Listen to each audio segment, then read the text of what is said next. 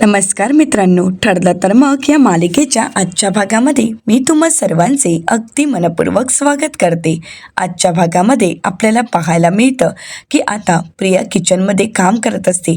आता कल्पनाताई तिच्यावर जातीने लक्ष ठेवून असतात, तर इकडे सायली अर्जुन तयार होऊन खाली येतात आणि आता पाहतात तर प्रिया अजूनही किचनमध्ये असते आणि म्हणूनच सायली प्रियाला विचारते, काय गं प्रिया, जमतंय ना?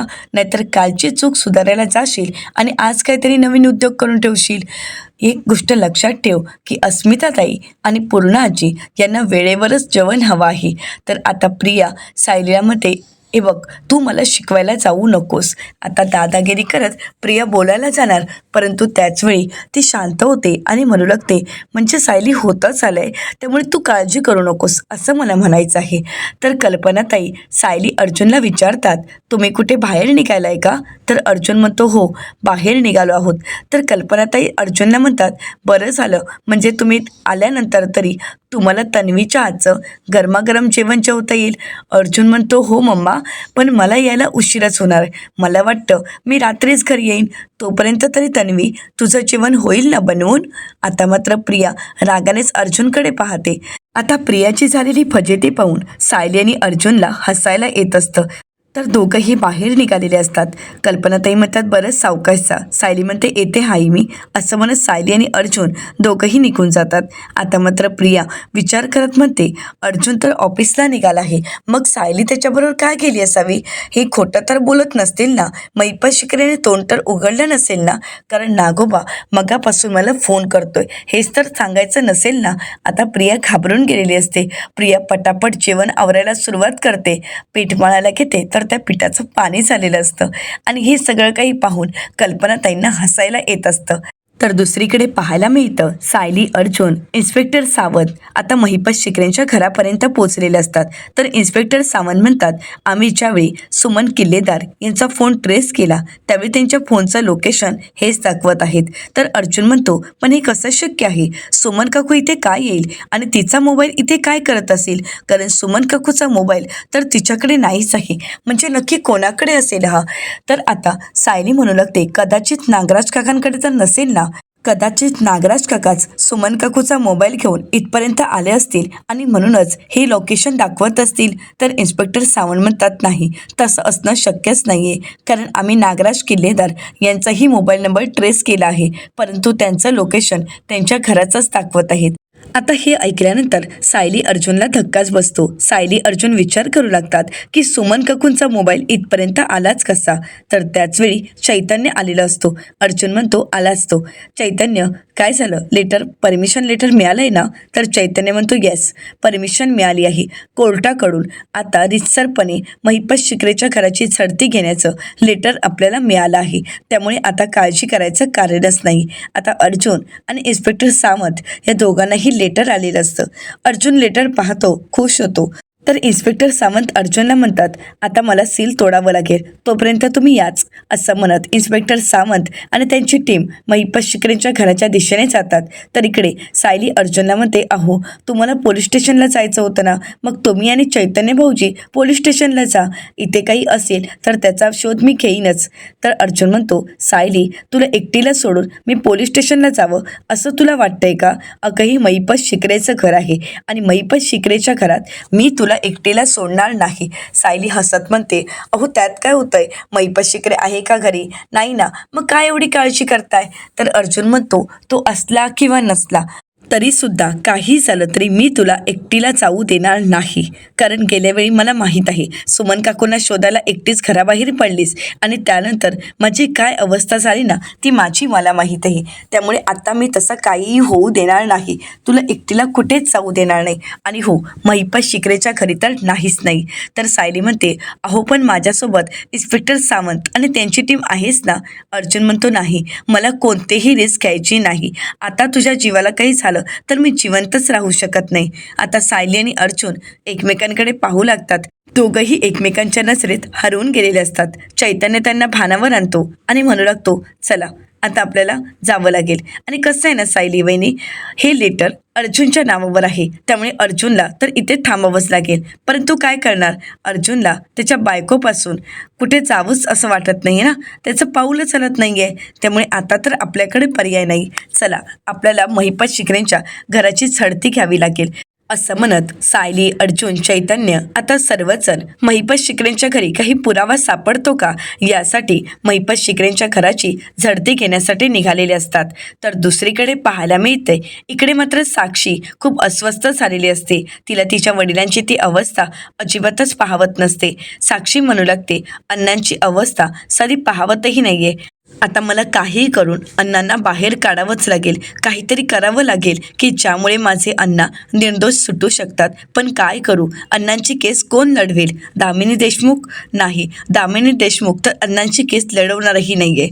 पण मग कोण लढवेल? कारण मी तर अशी बाहेर जाऊ शकत नाही. माझा खरा चेहरा मी सर्वांना दाखवूही शकत नाही आहे. पण काही करून मला माझ्या अण्णांना सोडवायचंच आहे. काय करू? या सगळ्यात मला प्रिया मदत करेल का? मी प्रियाची मदत घेऊ का? असा विचार करत आता साक्षी प्रियाला फोन करायला घेते. परंतु त्याचवेळी साक्षीला अण्णांचे शब्द आठवतात.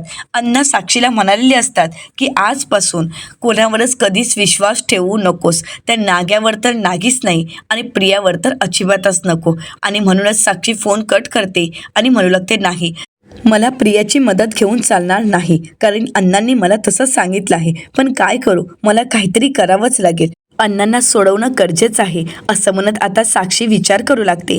तर दुसरीकडे इकडे पाहायला मिळतं की सायली, अर्जुन, चैतन्य आणि पोलिसांची टीम महिपत शिकरेच्या घराची झडती घेत असतात. काही पुरावा हाती लागतो का या सगळ्याचा शोध घेत असतात. परंतु अजूनपर्यंत कुठलाच पुरावा हाती लागलेला नसतो. तर अर्जुन विचारतो, काय झालंय, काही सापडलंय का? तर सायली म्हणते, नाही, अजूनपर्यंत नाही.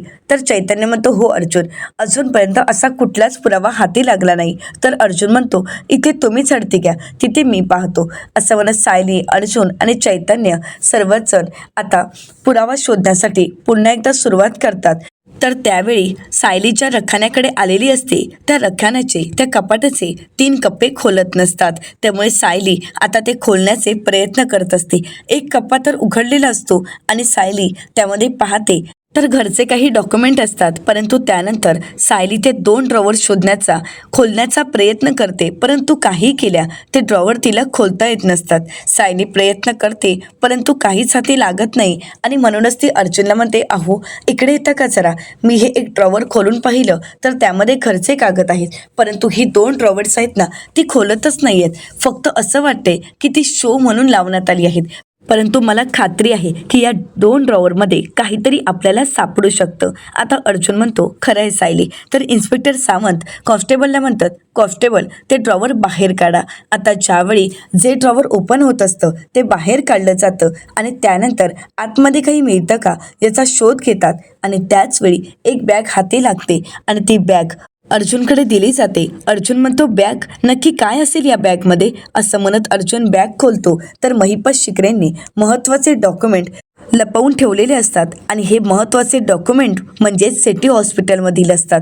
अर्जुन पाहतो तर फाईलवर नाव असतं सिटी हॉस्पिटल. आता हे वाचल्यानंतर अर्जुनला धक्काच बसतो.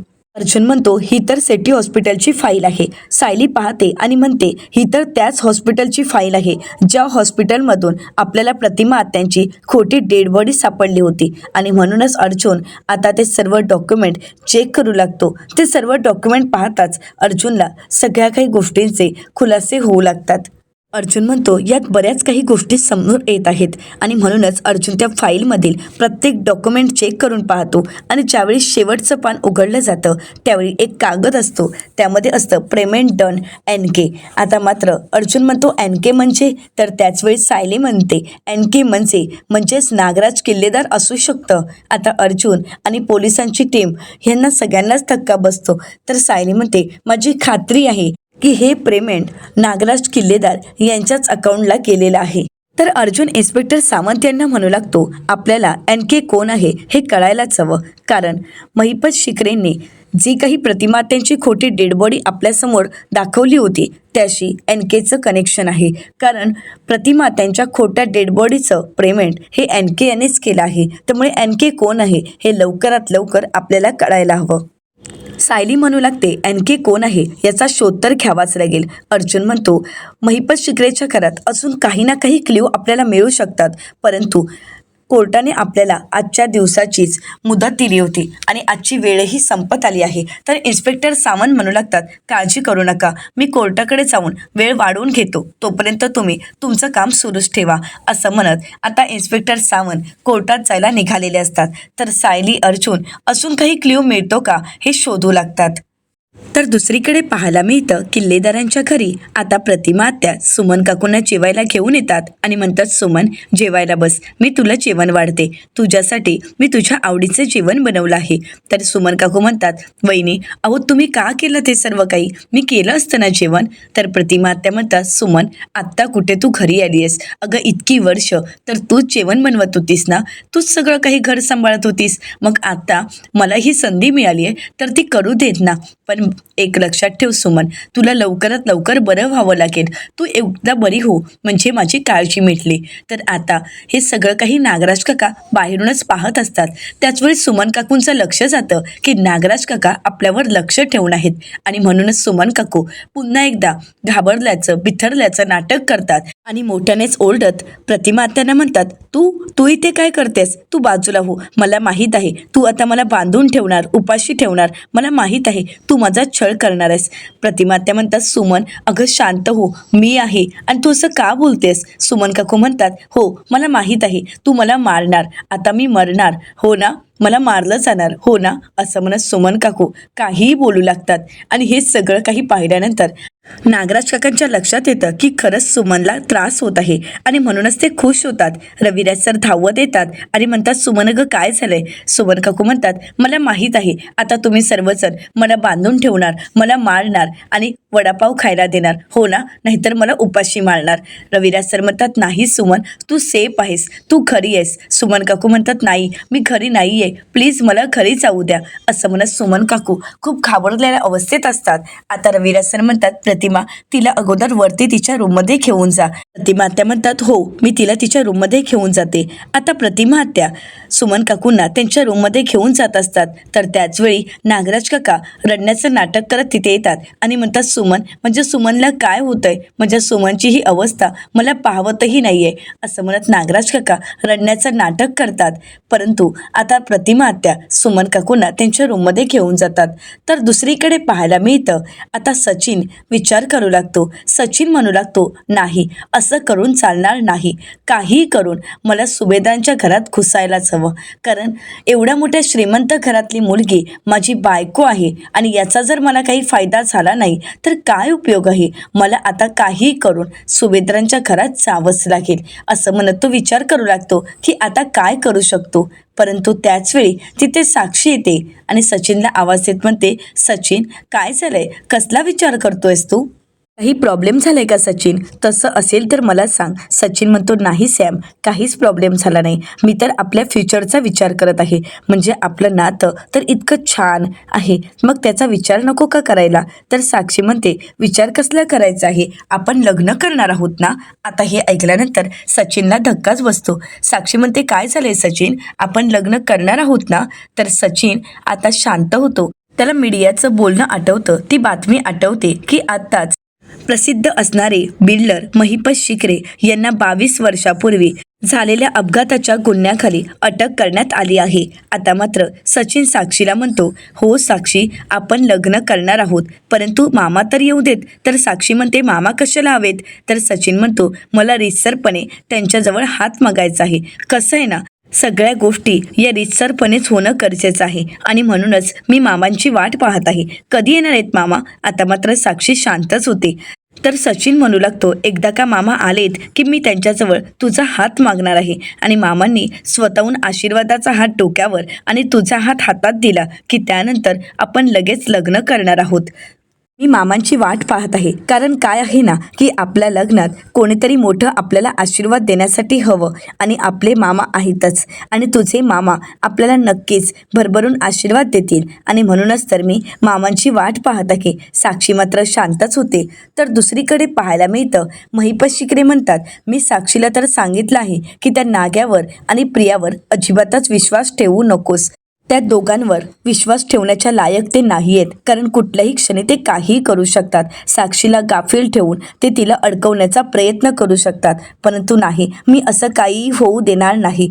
या अगोदरच मला साक्षीशी बोलावं लागेल, पण कसं? महिपत शिकरे विचार करू लागतात. आता महिपत शिकरे तिथे त्यांना कोण सापडतं का पाहतात, तर त्याचवेळी तिथे एक हवालदार असतात. महिपत शिकरे त्याला बोलावून घेतात आणि म्हणतात, काय रे, तू पनवेलचा आहेस ना? परंतु ते हवालदार काहीच उत्तर देत नाहीत. तर महिपत शिकरे म्हणतात, अरे बोल ना, मी तुला कुठेतरी पाहिलं आहे, त्यामुळे मला माहीत आहे की तू पनवेलमधलाच आहेस. अरे बोल काहीतरी. अरे कसं असतं ना, मी सुद्धा पनवेलमधलाच आणि तू सुद्धा पनवेलमधलाच, म्हणजे आपलं माणूस सापडलं तर आपल्याला बरं वाटतं, आधार मिळतो, म्हणून मी तुला विचारतोय. तर दुसरीकडे पाहायला मिळतं, सायली, अर्जुन आणि चैतन्य महिपत शिकरेंच्या घरातून बाहेर पडत असतात. तर अर्जुन म्हणू लागतो, एनके कोण आहे हे अजूनपर्यंत आपल्याला कळालेलं नाही, पण या सगळ्याचा शोध तर घ्यावाच लागेल. चैतन्य, एनके कोण आहे याचा शोध घ्यायला सुरुवात कर. मला असं वाटतंय की हे आपल्याला सिनियरला सांगावंच लागेल. तर सायलीन म्हणते, मग आपण एक काम करूयात का, आपण त्यांच्याच घरी जाऊयात का? तर अर्जुन म्हणतो, पण मला ऑफिसला जायचं आहे. चैतन्य म्हणतो, तुम्ही एक काम करा, तुम्ही सिनियरच्या घरी जाऊन या, तोपर्यंत मी ऑफिसला जातो. आणि हो, तुझं काम झाल्यानंतर तू सुद्धा ऑफिसलाच ये. अर्जुन म्हणतो, बरं चैतन्य. आता चैतन्य ऑफिसला निघून जातो. तर दुसरीकडे किल्लेदारांच्या घरी आता रविराज सर अर्जुनला फोन करायला घेतात. अर्जुन म्हणतो, सिनियरचाच फोन. हॅलो सिनियर, बोल ना. अरे 100 वर्ष आयुष्य, आम्ही आता तुझ्याच घरी येत आहोत, तू घरी आहेस ना? कारण आम्हाला तुझ्याशी महत्त्वाच्या विषयावर बोलायचं आहे. रविराज सर म्हणतात, हो मी घरीच आहे, परंतु अर्जुन, मी तुला यासाठी फोन केला होता की तुला ती माझी मैत्रीण आठवते ना, ती डॉक्टर श्रद्धा? तर अर्जुन म्हणतो की हो, पण तिचं काय आता? तर अर्जुनला रविराज सर म्हणू लागतात, मला असं वाटतंय की श्रद्धा डॉक्टरला म्हणजे मानसोपचार तज्ज्ञांना सुमनला दाखवण्याची गरज आहे, आणि म्हणूनच मी असं विचार करत होतो की डॉक्टर श्रद्धा हिला फोन करून तिला बोलावून घ्यायचं का, म्हणजे एकदा सुमनला आपण तिला दाखवू शकलो असतो. आता मात्र अर्जुन आणि सायली या दोघांना काय करावं काहीच कळत नसतं. अर्जुन सायलीला विचारतो की आता काय करायचं? तर सायली म्हणते, तुम्ही एक काम करा, रविराज काकांना म्हणा की डॉक्टर श्रद्धा यांना आम्हीच घेऊन येतो. तर अर्जुन म्हणतो, सिनियर, अरे ऐक ना, आम्ही डॉक्टर श्रद्धा यांच्या क्लिनिकच्या आसपासच आहोत, आम्ही एक काम करतो ना, येताना डॉक्टर श्रद्धा यांना आम्हीच घेऊन येतो. रविराज सर म्हणतात, बरं ठीक आहे, तुम्ही येताना त्यांना घेऊन या. असं म्हणत आता अर्जुन आणि सायली फोन ठेवतात. तर अर्जुन म्हणू लागतो, आता डॉक्टर श्रद्धा यांना कन्व्हिन्स करावंच लागेल. असं म्हणत सायली, अर्जुन डॉक्टर श्रद्धा यांची भेट घेण्यासाठी निघालेले असतात. तर इकडे सचिन साक्षीचा हात हातात घेऊन तिला शांतपणे आधार देत असतो.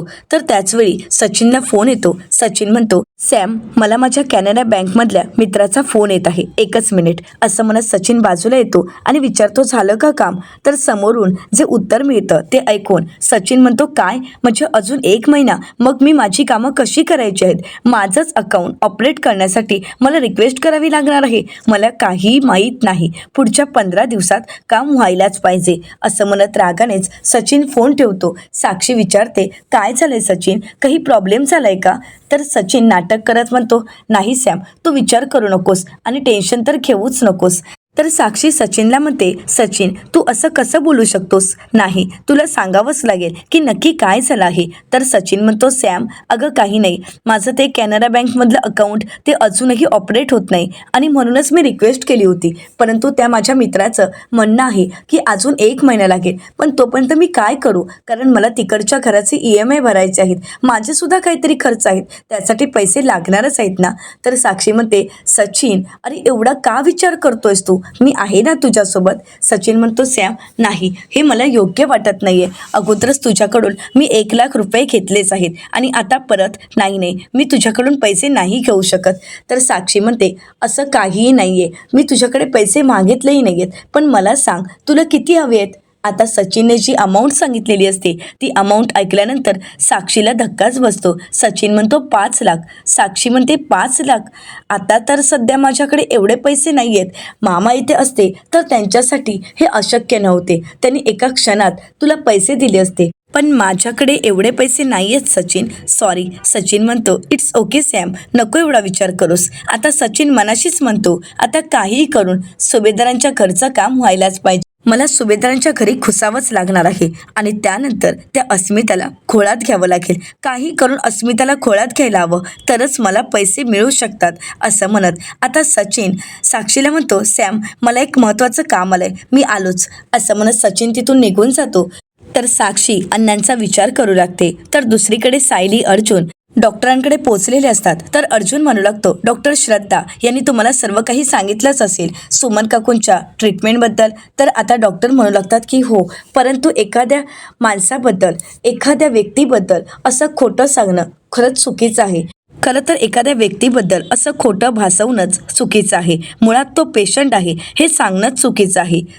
तर सायली म्हणू लागते, डॉक्टर मला माहीत आहे तुम्ही पेशाने डॉक्टर आहात आणि तुम्ही तुमच्या कर्तव्यात चुकत नाहीत, परंतु आम्हाला सगळं काही हे करावं लागतंय ते म्हणजे सुमन काकूंसाठी. सुमन काकूंचा जीव धोक्यात आहे आणि त्यासाठीच आम्हाला हे सगळं काही करावं लागते. प्लीज आम्हाला समजून घ्या. तर डॉक्टर म्हणू लागतात, परंतु जर ॲडव्होकेट रविराज किल्लेदार यांना जर कळालं तर माझं करिअर धोक्यात आहे. तर अर्जुन म्हणू लागतो, मला माहीत आहे तुम्ही तुमचं करिअर सांभाळण्याचा प्रयत्न करत आहात. तुम्हाला भीती वाटत असेल आणि साहजिकच आहे, तुम्ही घाबरणारच, कारण शेवटी तुमच्या करिअरचा विषय येतो. परंतु तुम्ही काळजी करू नका. रविराज किल्लेदार यांना जर सत्य कळालं तर आपण हे सर्व काही का करत आहोत याचं कारण आपण त्यांना सांगणारच आहोत. त्यामुळे घाबरण्याची अजिबातच गरज नाही. पण जर आत्ता घरच्या सर्वांना कळालं की सुमन काकूंना काहीही झालं नाही, तिच्या नवऱ्याला जर कळालं तर खूप मोठा प्रॉब्लेम होऊ शकतो. आणि म्हणूनच मला असं वाटते की हे सगळं काही थांबवायचं असेल तर आम्हाला तुमच्या मदतीची गरज आहे. प्लीज आम्ही तुम्हाला रिक्वेस्ट करतो. तर डॉक्टर आता अर्जुनला मदत करायला तयार होतात आणि म्हणू लागतात, ठीक आहे मी तुम्हाला मदत करायला तयार आहे. आता हे ऐकल्यानंतर सायली अर्जुन खुश होतात. अर्जुन डॉक्टरांना म्हणतो, थँक्यू सो मच डॉक्टर. आता सायली अर्जुन डॉक्टरांना घेऊन किल्लेदारांच्या घरी आलेले असतात. रविराज सर म्हणतात, माझं श्रद्धांशी बोलणं झालं आहे. डॉक्टर श्रद्धा म्हणाल्या की तुम्ही येणार आहात. मला तुम्हाला सुमनबद्दल सांगायचं आहे. सुमनच्या परिस्थितीतून जात आहे. ती परिस्थिती खरंच खूप कठीण आहे, कारण ज्या परिस्थितीत तिला किडनॅप करण्यात आलं त्यानंतर ती बिथरून गेली आहे, घाबरली आहे, एवढी बिथरली आहे की आम्ही जरी समोर गेलो तरी सुद्धा ती घाबरते. जर आम्ही तिच्या समोर गेलो तर ती एवढी हायपर होते की मोठमोठ्याने ओरडायला सुरुवात करते. मला सुमनची काळजी वाटते आणि म्हणूनच म्हटलं की एकदा तुम्हाला दाखवावं, खात्री करून घ्यावं. तर आता डॉक्टर म्हणू लागतात, मी समजू शकते, परंतु जोपर्यंत मी सुमनताईंना भेटत नाही, त्यांच्याशी बोलत नाही, तोपर्यंत मी तुम्हाला काहीच सांगू शकत नाही. तर सायली म्हणते, आपण एक काम करूयात का, त्यांच्याच रूममध्ये जाऊयात. तर डॉक्टर म्हणू लागतात, काहीच हरकत नाही. तर सायली अर्जुन रविराज सर आणि डॉक्टर आता सुमन काकूंच्या रूममध्ये जातात. आता डॉक्टर सुमन काकूंना विचारतात, सुमनताई कशी आहे तुमची तब्येत. आता सुमन काकू थोड्या घाबरतात आणि सायलीकडे पाहतात. तर सायली इशाऱ्याने स्थिर देते. तर सुमन काकू इशाऱ्यानेच मी बरी आहे असं म्हणतात. तर डॉक्टर म्हणू लागतात की मला सुमनताईंशी थोडं बोलावं लागेल, त्यामुळे तुम्ही सर्वजण बाहेर थांबता का, तुमची काही हरकत नसेल तर मी सुमनताईंशी बोलू का. तर त्याचवेळी नागराज काका म्हणतात, माझी हरकत आहे, कारण आम्ही सर्वजण बाहेर गेलो आणि तुम्ही जर सुमनला वेडेवाकडे प्रश्न विचारले, यामुळे जर तिला त्रास झाला तर त्यामुळे मी तुम्हाला अशी परवानगी नाही देऊ शकत. तर रविराज सर प्रतिमा त्यांना म्हणतात, प्रतिमा आम्ही सर्वजण बाहेर जातच आहोत, याला सुद्धा बाहेर यायला सांग असं म्हणत रविराज सर सायली अर्जुन तिथून निघून जातात. तर प्रतिमा त्या नागराज काकांना म्हणतात, भाऊजी तुम्ही सुद्धा बाहेर या. आता मात्र नागराज काकांवर दुसरा कुठलाच पर्याय नसतो, त्यांना बाहेर जावंच लागतं. सर्वजण हॉलमध्ये थांबतात आणि डॉक्टरांची वाट पाहतात. तर त्याचवेळी डॉक्टर येतात आणि म्हणू लागतात, माझं सुमनताईंशी बोलणं झालं आहे, परंतु सुमनताईंना खरंच खूप मोठा मानसिक धक्का बसला आहे. या सगळ्यातून सावरणं खरंच खूप कठीण आहे. त्यांनी एवढा या सगळ्याचा धक्का घेतला आहे की त्यामुळे त्यांची लवकरात लवकर ते बरे होतील असं मी सांगूही शकत नाही. तर रविराज सर म्हणू लागतात, परंतु यावर काही उपाय आहे का. तर डॉक्टर म्हणू लागतात की हो, मी आता गोळ्या देतच आहे, परंतु जर त्यांना काही फरक पडला नाही तर मला गोळ्या चेंज कराव्या लागतील. पण मला नाही वाटत की त्यांनी एवढा मोठा धक्का घेतलाय आणि या सगळ्यातून त्या लवकरात लवकर सावरतील. परंतु तुम्हाला सगळ्यांनाच त्यांची काळजी घ्यावी लागेल. त्यांना या सगळ्यातून बाहेर काढण्यासाठी तुम्हालाच प्रयत्न करावे लागतील. तर आता डॉक्टर गोळ्या लिहून देतात आणि म्हणू लागतात, मी येते. आता मात्र नागराज काका रडण्याचं नाटक करतात आणि म्हणतात, डॉक्टर माझी सुमन बरी होईल ना. तर आता डॉक्टर म्हणू लागतात, मी या क्षणी काहीच सांगू शकत नाही, परंतु तुम्ही सर्वांनीच त्यांची काळजी घेणं खूप महत्त्वाचं आहे. तर डॉक्टर औषधं लिहून देतात आणि म्हणतात, मी येते. आता डॉक्टर तिथून निघून जातात, परंतु त्यानंतर नागराज काका मनातच म्हणतात, चला एक काम तर झालंय, म्हणजे आता सुमन काहीही सांगू शकत नाही. कारण डॉक्टरनेच कन्फर्म केलं आहे की सुमनची परिस्थिती आता एवढ्यात सुधारू शकत नाही, ती एवढ्यात बरी होऊ शकत नाही. म्हणजे आता मला घाबरण्याचं काहीच कारण नाही. आता सायली अर्जुन नागराज काकांकडे पाहत असतात. तर येणाऱ्या पुढील भागामध्ये आपल्याला पाहायला मिळतं की नागराज काका सुमन काकूंच्या रूममध्ये असतात. तर त्याचवेळी प्रतिमा आत्या म्हणू लागतात, सुमनसोबत कोणीतरी थांबावं लागेल. तर नागराज काका प्रतिमा आत्यांना म्हणतात, वहिनी अगं तू जा ना बिंदास, मी आहे इथे. तर आता प्रतिमा आत्या सुमन काकूंना विचारतात, सुमन भाऊजी थांबले तर चालतील ना? तर आता सुमन काकूंना सायलीचं बोलणं आठवतं की लवकरात लवकर आपल्याला काहीतरी ठोस पुरावा हवा आहे आणि तो मिळवणं खूप गरजेचं आहे. तर सुमन काकू आता नागराज काकांना रूममध्ये राहायची परवानगी देतात. नागराज काका खुश होतात. तर दुसरीकडे सुभेद्रांच्या घरी आपल्याला पाहायला मिळतं सचिन घरी आलेला असतो आणि आता अस्मिताला म्हणू लागतो, अस्मिता तू जर मला माफ नाही केलं ना तर मी खाणं पिणं सोडून देईन. आता सचिनचं हे बोलणं ऐकल्यानंतर घरातील सर्वांनाच धक्का बसतो. आता सचिनला अस्मिता माफ करेल का हे पाहणं अतिशय रंजक ठरणार आहे. मित्रांनो, अशाच मालिकांचे नवनवीन अपडेट पाहण्यासाठी चॅनलला नक्कीच सबस्क्राईब करा. आजचा व्हिडिओ तुम्हाला कसा वाटला हे कमेंट करून नक्कीच कळवा. आजचा व्हिडिओ जर तुम्हाला आवडला असेल तर व्हिडिओला लाईक करायलाही विसरू नका. व्हिडिओ पाहिल्याबद्दल तुम्हा सर्वांचे अगदी मनपूर्वक धन्यवाद.